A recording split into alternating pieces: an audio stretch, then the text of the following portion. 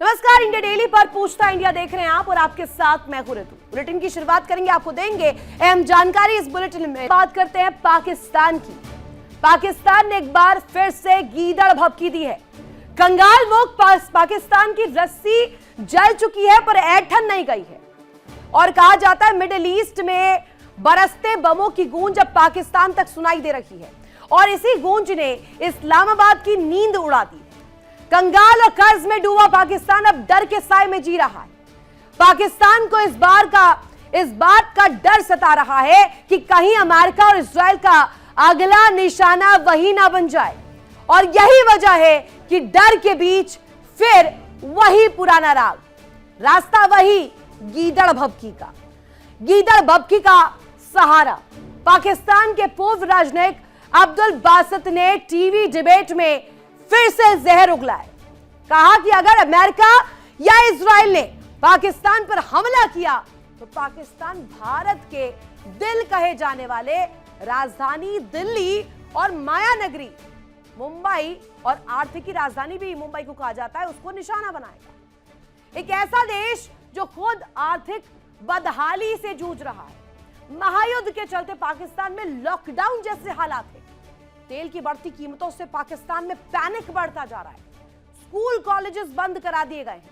सरकारी गाड़ियों का तेल बंद कर दिया गया है। मंत्रियों सांसदों की पगार काटने की नौबत आ गई है। फरमान भी इसको लेकर जारी किया गया है। जिसके पास अपने लोगों के लिए संसाधन नहीं है, दाने दाने के लिए मोहताज है, वो क्या वाकई जंग की बात कर सकता है या फिर ये सिर्फ दुनिया का ध्यान खींचने की कोशिश है, एक नाकाम कोशिश जिसको कोई सीरियसली लेता भी नहीं है। पहले सुनाते हैं आपको अब्दुल बासित की गीदड़ भभकी क्या है और उसके बाद इस बड़ी खबर पर आज हम खास मेहमानों के साथ बड़ी चर्चा भी करेंगे। पहले सुनिए अब्दुल बासित किस तरीके से जहर उगल रहे हैं। कोई ऐसी सूरत हाल बन जाती है जो कि नामुमकिन हाथ में से, बट स्टिल एक सिनेरियो हम डेवलप करते हैं कि अगर अमेरिका ने पाकिस्तान पे कोई हमला कर दिया, अगर हमारे न्यूक्लियर रेंज में नहीं भी अमेरिका, लेट्स से अगर हम खलीजी ममालिक में जो है उनके अड्डों तक भी नहीं पहुंच सकते या हम इसराइल पे भी हमला नहीं कर सकते, हमारे लिए क्या वाइज रास्ता होगा आपके ख्याल में? इंडिया हमने तो देखिए और कुछ नहीं करना। हमने तो अगर हमारी रेंज वहां ना भी हुई और अब हम पे कुछ किसी ने बुरी नजर से देखा तो हमने तो बगैर सोचे समझे भारत पे, मुंबई पे अटैक कर देना है, न्यू दिल्ली पे कर देना है। हमने तो छोड़ना नहीं है। सही। देखी जाएगी बाद में, छोड़ना चाहिए भी नहीं। तो आपने सुना अब्दुल बासित क्या कह रहे हैं, किस तरीके से जहर उगल रहे हैं। लेकिन अब चलिए आपको कुछ डिटेल्स देते हैं। अब्दुल बासित ये पहली दफा नहीं कह रहे हैं और अब्दुल बासित ने कब कब इसी तरीके से भड़काऊ बयान दिए हैं, अब वो जरा आपके सामने सिलसिलेवार तरीके से रख देते हैं। सबसे पहले बात करते हैं मार्च 2026 की, जब दिल्ली और मुंबई पर हमले की गीदड़ भभकी दी है। ये वही बयान जिसको हमने अभी आपको सुनवाया। और अप्रैल 2026 में जब सिंधु नदी का पानी नहीं बहा तो खून बहेगा, इस तरीके की गीदड़ भभकी दी थी। 2024 में भी यही हुआ था। मई का महीना था। पवित्र तीर्थ स्थल करतारपुर साहिब ले लेना चाहिए, इस तरीके का विवादित स्टेटमेंट अब्दुल बासित द्वारा कहा गया। अब कई मोर्चों पर पाकिस्तान घिरा हुआ है, कंगाल है, पैसों की दिक्कत है, कंगालिस्तान के पास खाने के लिए कुछ नहीं, पीने के लिए पानी नहीं। लेकिन इस तरीके की बयानबाजी और इस तरीके की गीदड़ भभकी भरपूर मात्रा में। तालिबान के खिलाफ पाकिस्तान की हालत खराब हो चुकी है। पाकिस्तान का कुल कर्ज जीडीपी के 70% से अधिक है। समझिए पूरा जो खाका है उससे भी ज्यादा कर्ज ले लिया सिर पर। पाकिस्तान में आंतरिक गृहयुद्ध जैसे हालात है। इमरान खान की रिहाई की मांग को लेकर उग्र प्रदर्शन हो रहे हैं। वहीं कराची, लाहौर और इस्लामाबाद में भी हिंसक प्रदर्शन हो रहे हैं। बलूचिस्तान में बलोच लड़ाकों के हमले तेज हो गए हैं। पाकिस्तान में शिया समुदाय को लेकर आंतरिक मतभेद है। साथ ही पाकिस्तानी सेना और आईएसआई दो गुटों में बढ़ती हुई नजर आ रही। पाकिस्तान में तेल और ऊर्जा की भारी किल्लत भी नजर आ रही। आप समझिए सिर्फ और सिर्फ तेल और ऊर्जा ही नहीं, अब आप देखिए अलग अलग पहलुओं पर पाकिस्तान गिरता हुआ नजर आ रहा है। पाकिस्तान के पास ना खाने के लिए खाना है, ना अन्न है और ना पानी है, लेकिन गीदड़ भभकियां भरपूर मात्रा में मौजूद है। और आज का सवाल पूछता इंडिया में हम आपके सामने रख देते हैं, जिस पर आज हम चर्चा करेंगे। पहला सवाल ये कि क्या मुनीर के पिट्ठुओं की सोची समझी साजिश है। दूसरा बड़ा सवाल ये कि क्या अमेरिका बहाना है, असल मकसद भारत से दुश्मनी निकालना है? और तीसरा और आखिरी बड़ा सवाल यह कि क्या ऑपरेशन सिंदूर में मिली मार की ये खींच पाकिस्तान निकाल रहा है? आखिर इसकी वजह क्या है और कोशिश इसके जरिए क्या की जा रही है कि क्या इस इंटरेस्ट में लोगों का ध्यान आकर्षित अपनी तरफ की जाए और साथ ही साथ अमेरिका के कंधे पर बंदूक रखते हुए सीधे टारगेट पर भारत को लिया जाए? इसी पर करेंगे खास चर्चा। हमारे साथ खास मेहमान जुड़े हुए हैं, उनका तारुफ सबसे पहले आपको करवा दूं। ब्रिगेडियर विनोद दत्ता सर मेरे साथ कनेक्ट है, विंग कमांडर आलोक सहाय सर कनेक्ट है, मेजर नदीम शेख हमारे साथ पाकिस्तान से लाइव कनेक्ट है, मुख्तार अहमद मंजेदी अफगान यूट्यूबर हमारे साथ मौजूद है, साथ ही अहमर मस्तखान बलूच पत्रकार हमारे साथ कनेक्ट है। सभी का मैं स्वागत करना चाहूंगी। पहला सवाल मेरा आप ही से रहेगा नदीम जी, ये चारों खाने चित पड़ने के बाद, चारों खाने मार खाने के बाद देश के भीतर देश के बाहर सब जगह हम देखते हैं वही हाल है, लेकिन फिर भी गीदड़ बब की बासत कह रहे हैं दिल्ली मुंबई पर हमला कराएंगे अगर अमेरिका ने एक कोशिश भी की इन दी वर्स्ट कंडीशंस। क्या इसके मायने हैं? देखिए, पहली बात तो ये कि you people have seems to be forgotten about the wreckage of your Rafale in Sindoor. तो उसको पहले याद रखिए कि रफाइल कितने गिरे, कितना रैकेज है। ब्रिगेडियर साहब he will bear me out. Number 2, जहां तक इनका बासित साहब का जो बयान है वो उस लिहाज से एक लिहाज से ठीक है कि वो बेसिकली समझते हैं, क्योंकि वो इंडिया का हाथ हो सकता है अमेरिका और इजराइल को परसुएट करने में कि जी पाकिस्तान के न्यूक्लियर की तरफ जो है वो उनको जो इस तरह से अभी आपने देखा कि तुलसी ने जिस तरह से गपार्ड ने जो है स्टेटमेंट दी, she is basically daughter of a Hindu lady and she is practising Hindu. तो मैं समझता हूँ कि शायद ये इंडिया का इन्फ्लुएंस है उसके ऊपर। तो उन्होंने ये बात सही की कि अगर हम पाकिस्तान की तरफ किसी ने न्यूक्लियर की तरफ बुरी नजर से देखा तो ये न्यूक्लियर है भी इंडिया के लिए सिर्फ और किसी के लिए नहीं है। We have no intention against any country and we are the responsible country. जाने का मतलब ही नहीं। आज मैं आपको इसी टॉपिक पर स्टिक होने के लिए मजबूर करूंगी। नहीं, आप राफेल करते रहिए, कोई फर्क नहीं पड़ता उससे। आप राफेल करते रहिए। आपने प्रमाण आज तक नहीं दिए, भारत ने दमखम के साथ इसके प्रमाण दिए और 2 हमारी जो महिलाएं थी व्योमिका सिंह और कर्नल कुरैशी, दोनों ने पूरी दुनिया को दिखाया प्रमाण के साथ, चीख कर बताया कि ऐसे ऐसे पाकिस्तान ने घुटने टेके। आपने तो नहीं दिखाया सर, एक एआई बनाकर ही दिखा देते कम से कम। वो कर्नल सुफिया के पीछे पड़ गए थे आरएसएस वाले, बड़ी मुश्किल से बेचारी अरे बची है। आपको आरएसएस से क्या लेना देना? अपने देश के बारे में बताइए पहले। अरे अपने देश के बारे में बताइए। आपके मुनीर साहब के पिट्ठू तैयार हो गए हैं साजिश रचने के लिए। शुक्र करें शिवांगी को इज्जत से भेज दिया, वरना अभी आप सब नजर नीचे करके बैठे होते। आप भेजेंगे भी, आगे भी भेजेंगे, आप आगे भी भेजेंगे, आपको भेजना पड़ेगा। 70% ज्यादा कर्ज आपने ले लिया अपने बजट से, कैसे चुकाएंगे वो कर्ज? आप आगे भी भेजेंगे। अरे रुकिए, थोड़ा सा सब्र करिए। नहीं रुकिए, और भी मेहमान है, ओपनिंग कमेंट ले लेती हूँ। आलोक साय सर, ये तो राफेल वाला ही कहा जाए वो माला ही नहीं इनकी खत्म हो रही है, जपते रहते हैं। प्रमाण इनको कई दफा दे चुके हैं और अब तो मुझे लगता है उसे इग्नोर करना ही ज्यादा सही रहेगा। लेकिन इस वक्त जो पाकिस्तान की स्थिति है, कंगालिस्तान उस कगार पर बैठा है, ना खाने के लिए दाना है ना पीने के लिए पानी है, और ऑपरेशन सिंदूर पे मार पड़ी वो अलग।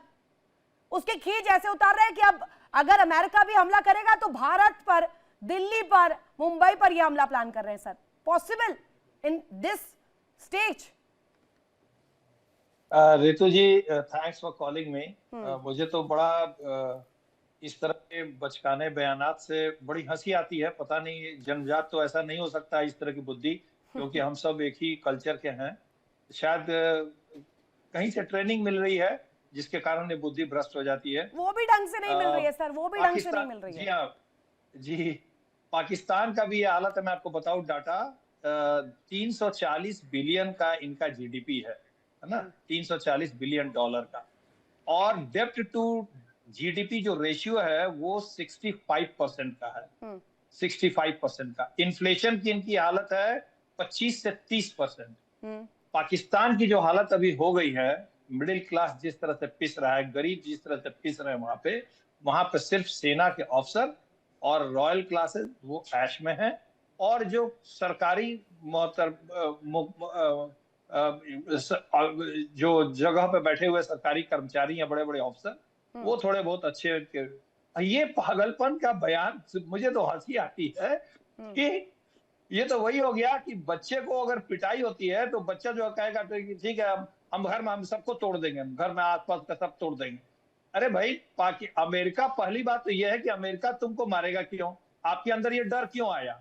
बासित साहब के दिमाग में ये डर क्यों आया कि अमेरिका पाकिस्तान के ऊपर आक्रमण करेगा? ये तो अमेरिका को भी अब सोचना चाहिए कि पाकिस्तान उसको अपना नहीं समझता है, उसको डर लग रहा है कि अमेरिका आक्रमण कर देगा। दूसरी बात ये कि आप अपनी औकात दिखा दिए कि आप जो है, आपके पास जो है कुछ भी होगा तो हम इंडिया पे एटम बम फेंकेंगे। तो ये तो एक जाहिलियत भरा एक स्टेटमेंट है जो और पॉपुलैरिटी के सवाल तो लिए इसलिए भी लिया गया उठेंगे है ना, वहां पे। नहीं सर, नदीम जी आप ये बताइएगा कि आप इतने ही बड़े देश के हैं, आपके यहाँ पे साम्राज्य ऐसा चल रहा है, आपकी हुकूमत इतनी स्ट्रांग है, उसके बोलने में, उसके एक्शंस में अगर इतनी स्ट्रांगनेस दिखती है तो आप सीधे अमेरिका को करिए ना कॉम्पीट।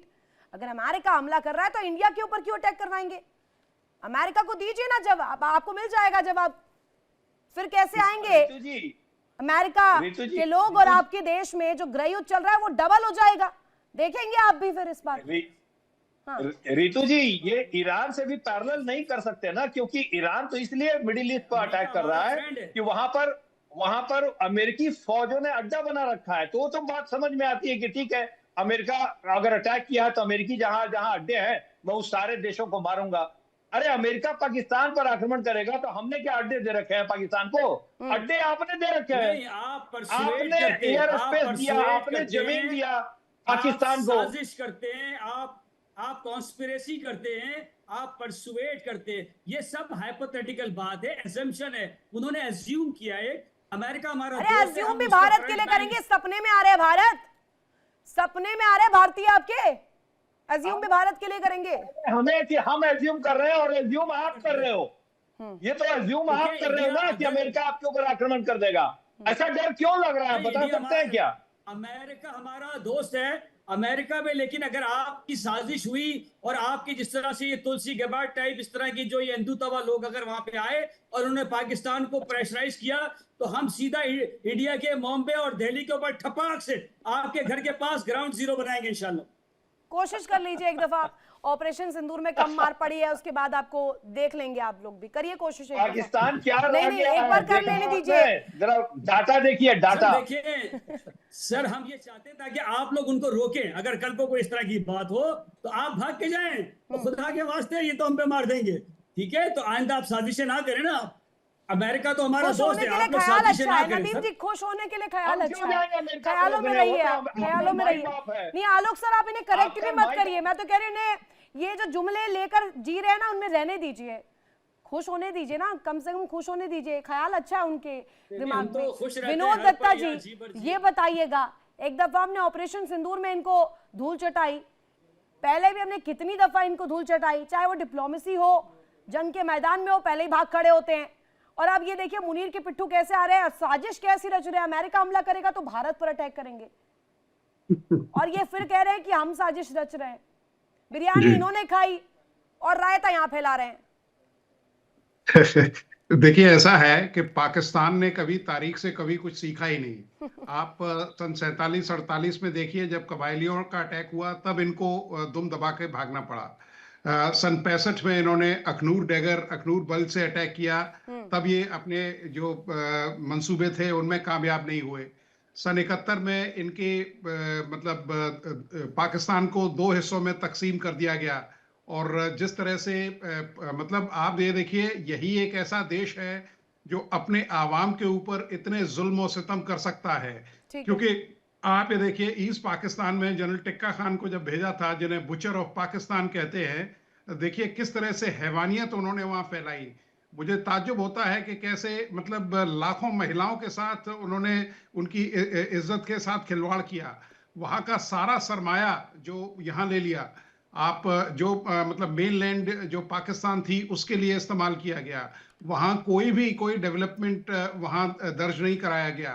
और जब इंतखाबात हुए और सबसे ज़्यादा सीटें जो नशिस्तें थीं वो शेख मुजीबुर रहमान को मिली, उसके बाद उन्होंने, क्योंकि मियाँ जुल्फ़िकार अली भुट्टो थे उस समय, ना करें आप, एक बार सुन तो लीजिए, आप सुन लीजिए, आप सुन लीजिए, आपको भी मौका दिया था। बोले सर, हाँ, तो जब उनको ये पता लगा कि साहब हम इंतखाबात नहीं जीत सकते, तो उन्होंने शेख मुजीबुर रहमान को हाउस अरेस्ट कर लिया और ये कत्लेआम और खाना जंगी वहां शुरू कराई।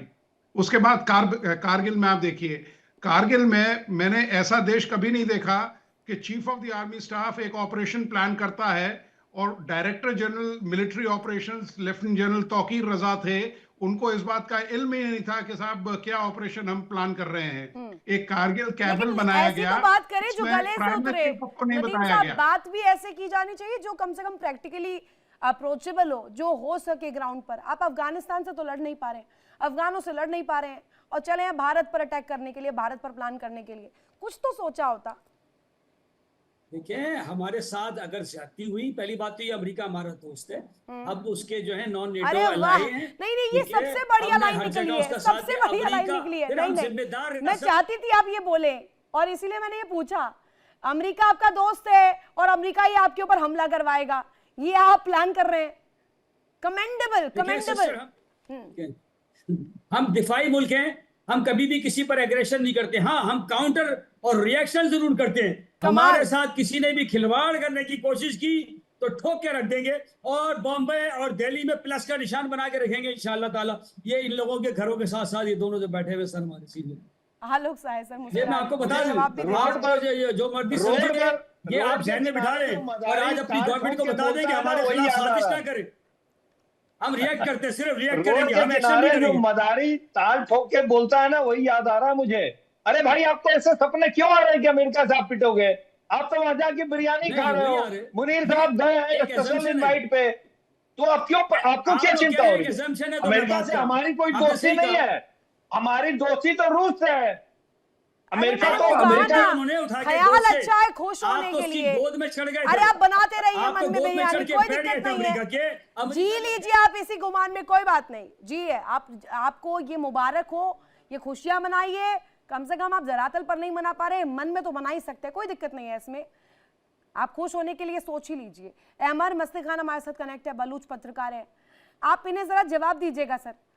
अब ये दिमाग में बिरयानी पकाए बैठे हैं, रायता यहाँ भारत के लिए फैला रहे हैं और साथ ही साथ कह रहे हैं कि अमेरिका अगर हमला करेगा तो ये इंडिया पर और भारत के दिल पर अटैक करेंगे, यहाँ की माया नगरी पर अटैक करेंगे। ये पॉसिबल है प्रैक्टिकली? आपका बहुत शुक्रिया, नमस्कार। सबसे पहले मैं कहना चाहता हूँ भारत माता की जय, और मैं कहना चाहता हूँ ग्रान ग्रान अफगानिस्तान, और मैं कहना चाहता हूँ बलूचिस्तान सब्ज़बात। ये पंजाबी जिहादी जल्लादी फौज तमाम अपने हमसायों को अपना दुश्मन बना चुकी है, और 2 दिन पहले इंडिया में इनके जनरल ने इनको प्लीज खामोश कराए, जब ये बोल रहे थे हमने कुछ नहीं कहा था। इनको जरा सा तमीज सिखाएं। हम जब ये बोल रहे थे हमने कुछ नहीं कहा था। ये इनके ये जो फौज के जो कह रहे हैं ना कि हम अल्लाह की फौज है, ये अमेरिका की फौज है। इनको अपना नारा तब्दील कर देना चाहिए, इनको कहना चाहिए अमेरिका ओ अकबर। इन्होंने इन तमाम हमसायों से नाराजगी मोलने के बाद, जंग मोलने के बाद, देखे इन पंजाबी जिहादी जनरलों को ये समझ नहीं है कि पंजाब के बॉर्डर कहाँ खत्म होते हैं, और हम बलोच नौजवान, हमारी महिलाएं इनको सिखाएंगे। हम इनको सिखाएंगे, इनको ऐसी सबक सिखाएंगे जो ये 100 नस्लों तक याद रखेंगे। इन्होंने क्या समझा हुआ है अफगानिस्तान समझ के, नहीं पा रहे हैं, इनकी हुकूमत समझ नहीं पा रहे। मुनीर साहब अपने पिट्ठुओं को लेकर घूम रहे हैं, कर ही नहीं पा रहे, हो ही नहीं पा रहा इनसे। नदीम जी जवाब दीजिएगा। देखिए, अल्हम्दुलिल्लाह पाकिस्तान में कहीं कर्फ्यू नहीं है, कहीं कोई बदअमनी नहीं है। आप कोई भी अखबार उठा के देख लें, रावी सुख और चैन लिखता है। मैं भी अभी बिरयानी खा के बैठा हूँ। अभी अमेरिका वाले बुला लेंगे, वहां जाएंगे बिरयानी खाएंगे, चाइना वाले बुला लेंगे, रशिया वाले बुला लेंगे, सऊदी अरब तो वही तो हालत है आपकी, ना घर के ना घाट के, ना घर के ना घाट के। आप जहां भी बिरयानी परोस दी जाए वहां चले जाते हैं, तभी तो वही इज्जत है। हर दिन दामाद अगर जाएगा तो फिर वही इज्जत मिलती है ना, मिल रही है आप लोगों को इज्जत। सऊदी अरब की सरजमीन की वजह से सेकंड स्ट्राइक कैपेबिलिटी मिल गई अल्हम्दुलिल्लाह। पहले हमारे पास न्यूक्लियर सबमरीन क्योंकि नहीं थी, तो हम तो परेशान थे कि सेकंड स्ट्राइक कैपेबिलिटी होनी चाहिए। आप दोनों मिलिट्री ऑफिसर हैं, यू मस्ती खान, अंडरस्टैंड इट। जवाब तो दीजिए। अभी सऊदी अरब की वजह से हमारे न्यूज़ वहां भी होंगे और वहां से तो हाथ से उठा के फेंकेंगे ना हम इजराइल की तरफ, तो इजराइल पे जाके गिर जाएंगे। और यहाँ हम अमृतसर पे, ये तो खैर नहीं, ये तो हमारे भाई हैं, पंजाबी हैं, जैसे मेरा भाई कह रहा है, जब भूल गया कि इंडिया में ज्यादा पंजाबी है। इसको बताएं पहले कि ये पंजाबियों के बारे में बात ना करें, क्योंकि इंडिया में ज्यादा पंजाबी हैं। पंजाबी हिंदू, पंजाबी सिख अच्छे हैं। पंजाबी हिंदू और पंजाबी सिख हमारे भाई हैं। स्टेटमेंट चेंज, हमारा मसला ये पंजाबी जिहादी मुसलमानों से, हमारा पंजाबी सिखों और पंजाबी हिंदुओं से नहीं है।